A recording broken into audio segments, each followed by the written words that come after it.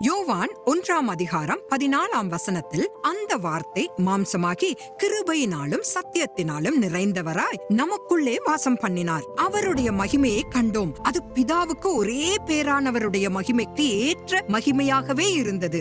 பிதாவின் மகிமை குமாரனாகிய இயேசுவுக்கும் குமாரனுடைய மகிமை நமக்கும் கொடுக்கப்பட்டது என்பதை இவ்வசனத்திலிருந்து நாம் புரிந்து கொள்கிறோம். அது மட்டுமல்ல, அந்த மகிமைக்கு கிருபையும் சத்தியமும் உள்ளது.